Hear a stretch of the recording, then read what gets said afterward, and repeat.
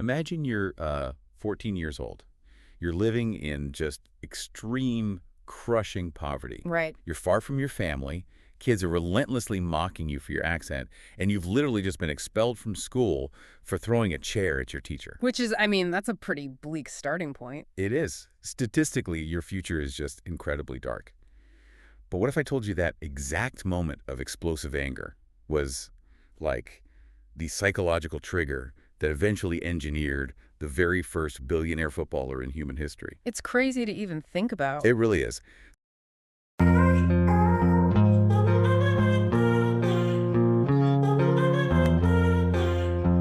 So welcome to the English Echo, everyone. I'm your host speaker, and sitting across from me is our resident analyst, expert speaker. Hey everyone, it's great to be here. And honestly, setting up the story that way, it completely shatters that clean, predictable narrative we usually attach to elite success, you know? Exactly.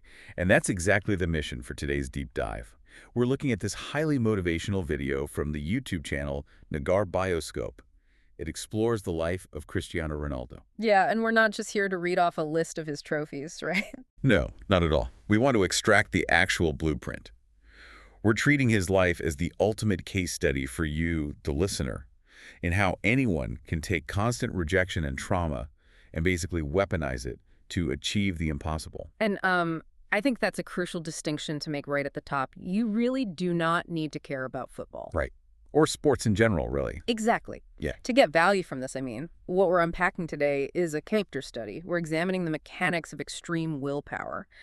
How does a person literally engineer themselves out of total despair? Yeah, and to really understand the mechanics of that willpower, I think we have to start right in the middle of the action. Jump right in. Yeah. July 10, 2016, the Euro Championship final, Portugal versus France.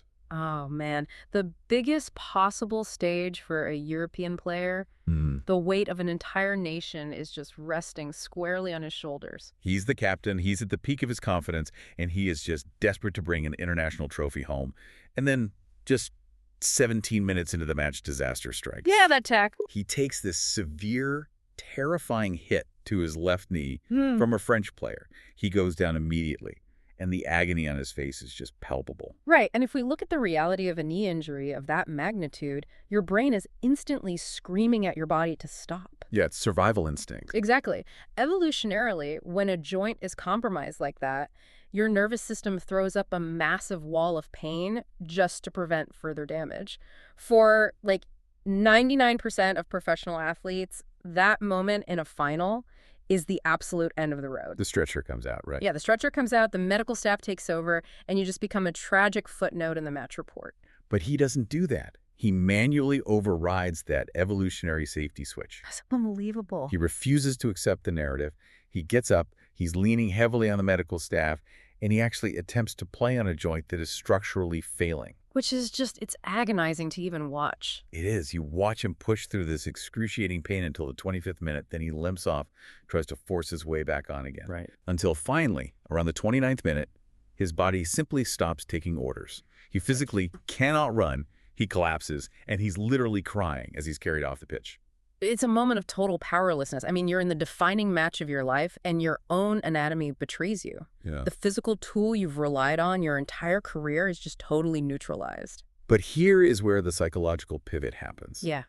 And I'd argue it's more impressive than anything he's ever done with a ball. Oh, for sure. So he's taken to the locker room. Standard protocol dictates you ice the knee, you elevate it, and you sit there watching the rest of the game on a monitor, just drowning in misery. Right, feeling sorry for yourself. Exactly. Yeah. But he doesn't do that. He marches back out to the sideline, and his entire identity shifts in an instant, like a battlefield general who just lost his sword and decides, well, my voice is my weapon now. That's a great way to put it. He essentially steps into the role of co-manager. He's standing shoulder to shoulder with the actual coach. He's wildly gesturing. He's shouting commands. He's limping up and down the technical area. Yeah, his identity going into the match was the physical savior. Right.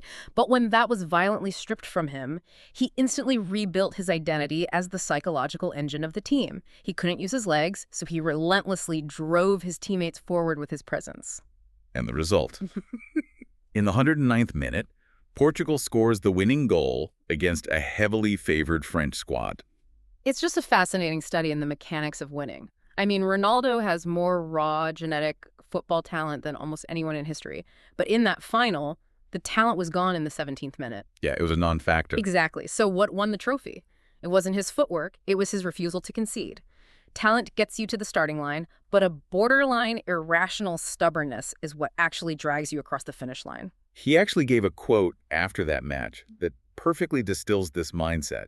He said, "I cried in sorrow at the beginning and in joy at the end." Yeah, he didn't distance himself from the victory just because he wasn't on the pitch for the final whistle. He took immense ownership of that win because he knew his sheer force of will on the sideline helped make it happen. But, that level of stubbornness doesn't just appear out of nowhere. You don't just wake up one day with a psychological firewall that prevents you from quitting. No, definitely not. If we want to understand how he was able to rewrite the narrative of that match, we have to look at how he survived his childhood. The behavior on that sideline in 2016 is a direct, evolved response to the environment he was born into. And the reality of that environment is really heavy. Yeah. The Nagar Bioscope breakdown highlights just how dire the situation was. Yeah, it was brutal. He was born into extreme poverty on the island of Madeira. He was the youngest of 4 siblings, and all 6 family members were crammed into a single tiny room. Just one room. And we really need to sit with the psychological weight of this next fact, too. The financial despair in that household was so severe that his mother, who worked tirelessly as a cook, genuinely considered terminating the pregnancy. She simply did not believe they had the resources to keep another human being alive. Man, knowing that your very existence was initially viewed as an impossible financial burden, that leaves a profound mark on a child's psychology. Absolutely. Add to that the fact that his father, who was a kit manager for a local club, struggled deeply with alcoholism. It was just a chaotic, unstable environment. His father eventually passed away from liver issues when Ronaldo was just 20 years old. So his formative years are defined entirely by lack. Lack of space, lack of financial security, lack of a stable patriarchal figure. Yeah, and there are these visceral details from his childhood that are just hard to hear. He was so hungry he would literally beg his classmates for food. Oh, wow. Yeah, and he and his friends would go to the back door of the local McDonald's at night, knocking and asking the staff if there were any leftover burgers they could eat. Just doing whatever it takes to survive. And despite this crushing reality, he found football. But even that avenue was immediately filled with rejection. Right. He joined a local club, Andorinha, when he was 8. He clearly had skill, but the coaches dismissed him. They told him he was simply too skinny, too frail to ever make it. But he pushes past that. And at age 12, he makes this massive, really frightening leap. He leaves his family and his island to join the Sporting Lisbon Academy in the capital city. A completely different world for him. Exactly. He's a poor kid from Madeira, surrounded by all these city kids. And the mockery is just relentless. They target his heavy island accent. They target his background.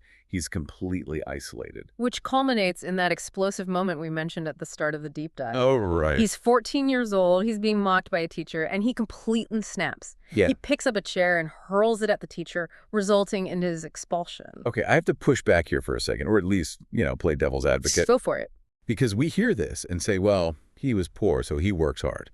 But there's a massive survivor bias in that logic, isn't there? Yeah, I see where you're going with this. Right, because there are millions of children trapped in severe poverty, living with alcoholic parents, experiencing deep humiliation at school.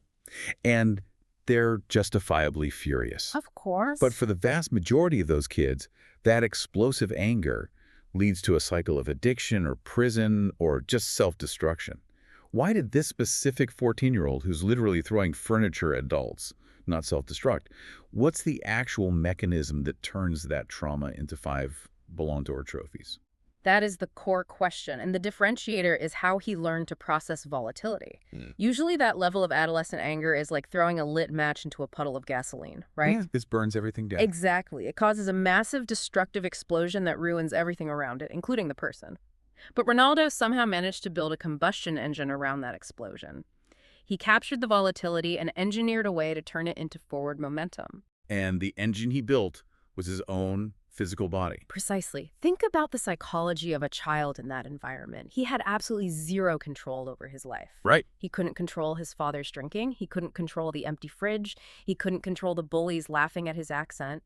When a human being is starved of control in their environment, they will aggressively seek control wherever they can find it. That makes so much sense. For Ronaldo, the only thing he had absolute, undisputed authority over was his own muscle tissue.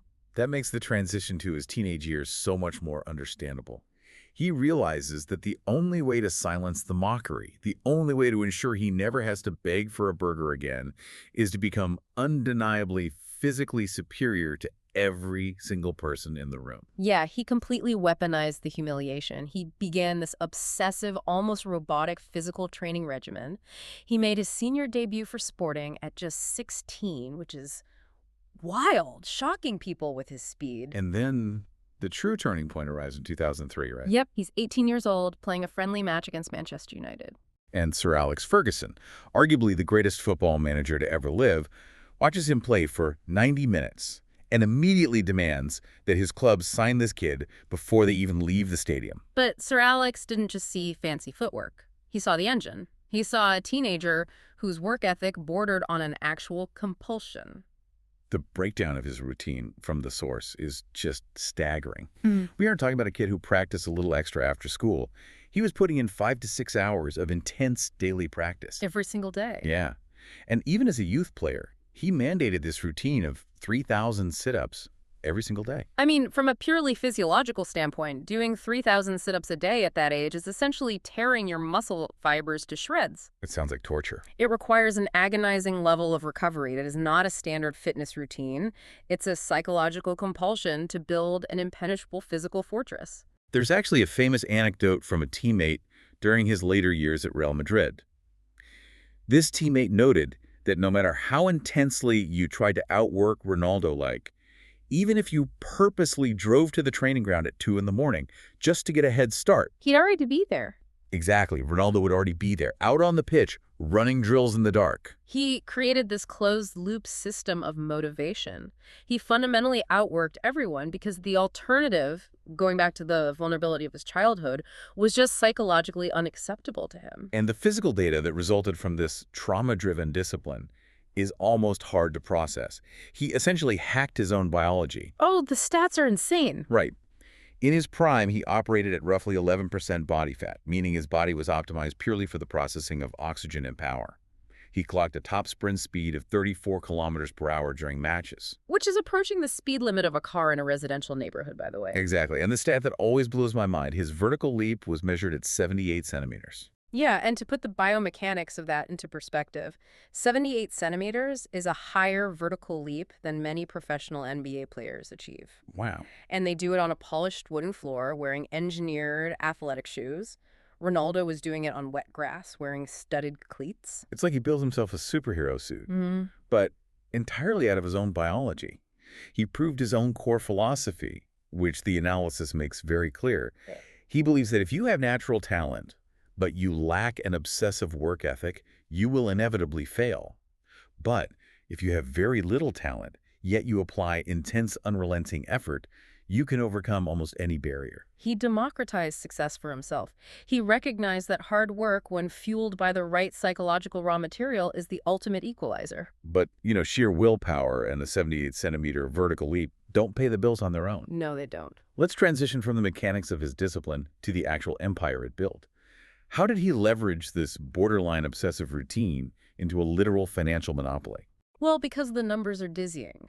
To understand the wealth, you first have to acknowledge the absolute monopolization of the sport itself. The on-pitch statistics are historic. Over 850 career goals, more than 40 hat tricks. Incredible. He won 5 Ballon d'Or awards, meaning the global football community voted him the absolute best player on the planet 5 separate times.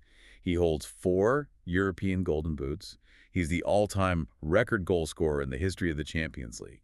And he dragged teams to titles across the continent. 3 Premier Leagues in England, 2 La Ligas in Spain, 2 Serie A titles in Italy. But winning trophies only gets you a high salary. It doesn't make you a billionaire. Right, that's true. The mechanism of his extreme wealth lies in how he monetized his psychology. He didn't just sell his football skills, he commercialized his entire aura of being unstoppable. And it worked on an unprecedented scale. Yeah. He is officially the first billionaire footballer in history. The first one? Right now, he's earning $200 million annually on his contract with Al Nassr.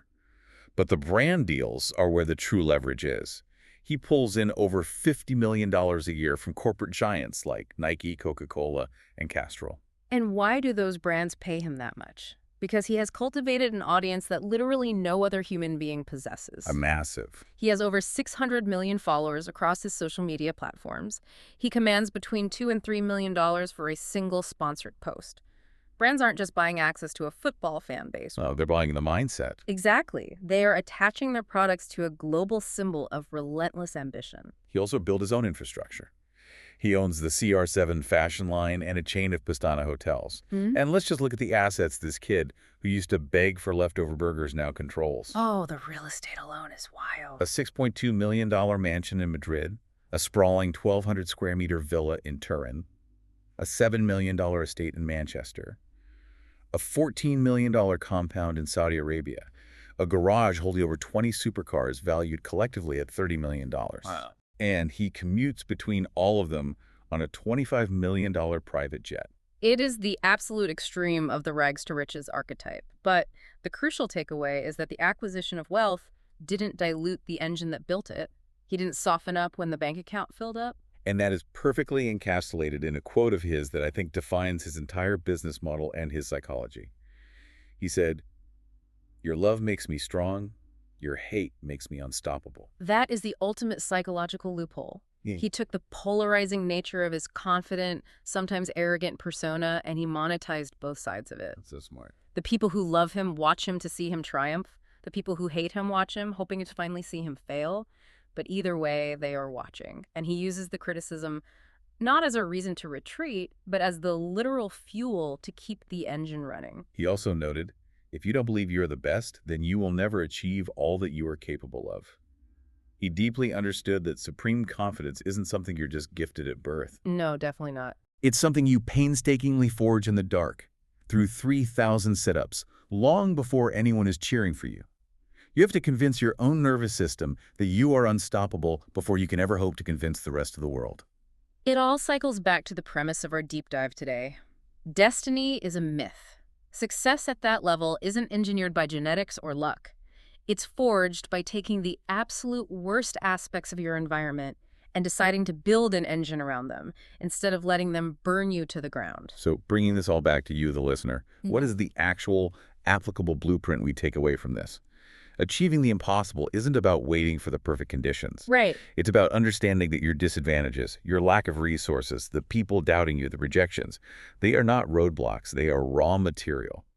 It's about putting in the sweat at 2 a.m. when the rest of the world has decided it's time to rest. And I want to leave you with a final thought to really mull over. Ronaldo took every single humiliation and physical limitation he ever faced and processed it as high-octane fuel. So look at the biggest obstacle or the deepest source of rejection in your own life right now. Are you letting it keep you in the locker room, nursing your wounds? Or can you find a psychological loophole, a way to build an engine around that exact adversity and let that very same hate make you completely unstoppable? That is the perfect question to leave hanging in the air. A massive thank you for joining us on this exploration today. We really hope you found the fuel to build your own engine. Until next time, keep pushing your limits, and we will see you on the next deep dive right here on the English Echo.